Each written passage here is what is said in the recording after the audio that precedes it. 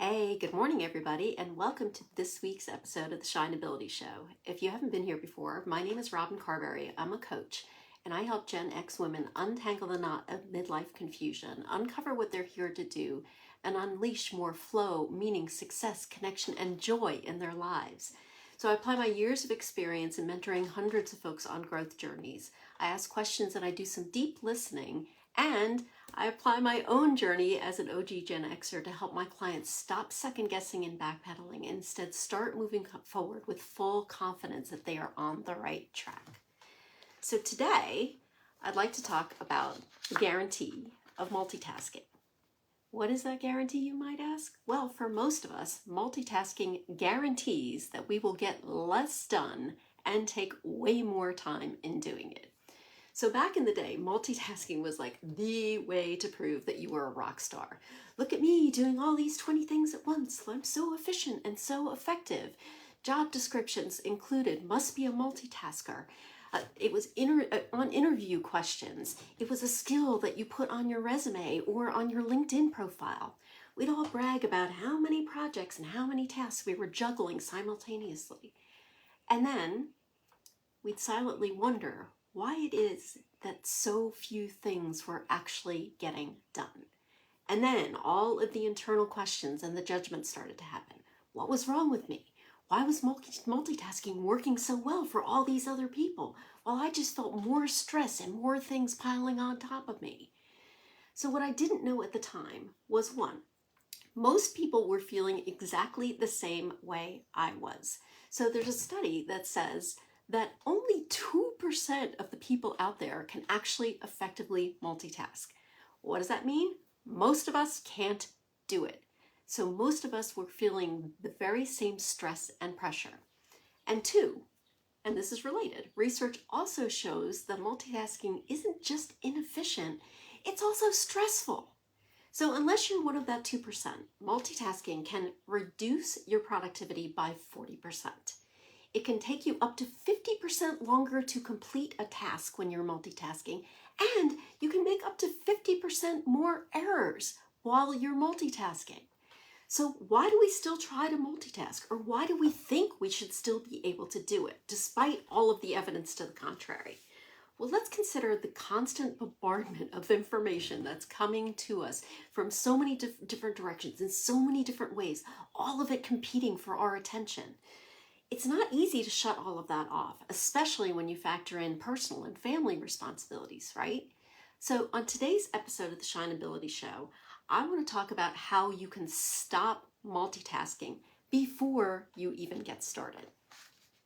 So first, and this is something that I talk about a lot, get an adequate amount of sleep. Most of us need more sleep than we think we do.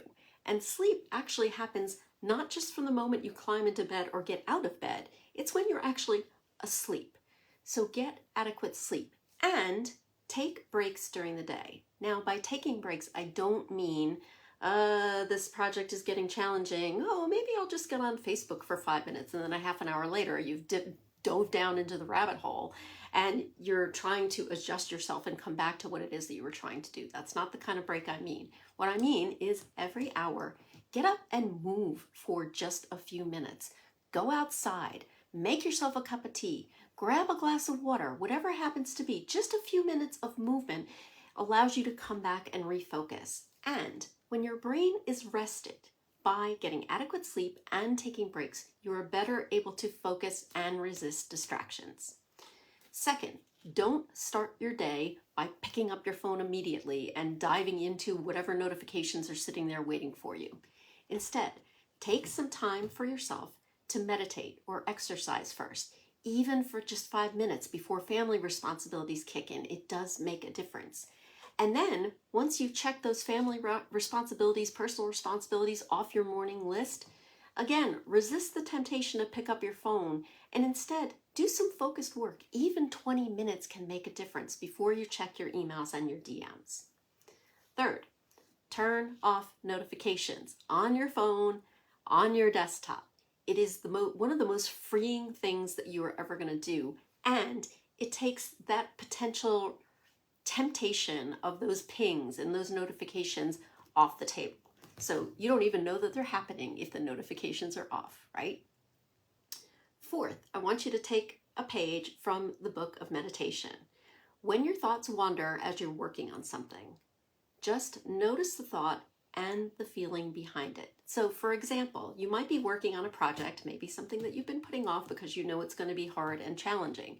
You get to a knotty little bit and you say to yourself, maybe I should just take a break and check Facebook for a few minutes.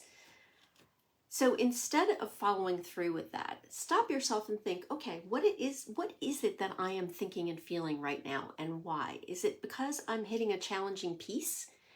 And if I keep working through it and commit to what I set out to do, won't I feel better about myself? So when those things come up, label the thought, I'm just thinking, I'm just feeling, let it pass and refocus.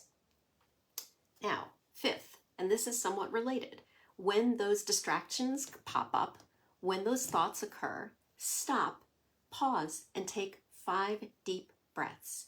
In through your nose and out through your mouth. Sometimes simply just stopping and taking 5 deep breaths will allow you to settle down and refocus. And then last, I want you to set some tight deadlines. So this may sound counterintuitive. Tight deadlines, that means more stress, doesn't it? No, not necessarily. Give yourself less time than you think you need to finish something. So according to Peter Bregman in the Harvard Business Review, because multitasking is so stressful, single tasking to meet a tight deadline will actually reduce your stress. In other words, giving yourself less time to do things could make you more productive and relaxed. And that makes sense, right? Because you're not wasting time and mental energy by switching between tasks. You're actually getting more done in less time with less stress if you set tight deadlines and focus on a single task at a time. So that leads into your Gen experiment for this week, which is to begin by simply thinking about your relationship with multitasking and how it affects you day to day. Just being aware of your inclination to multitask can help you. So as always, if you have any questions about this, please let me know. I am here for you. I'm here to support you. I hope you have a wonderful rest of your Wednesday and the rest of your week. And I will see you again next Wednesday for next week's episode of The Shineability Show.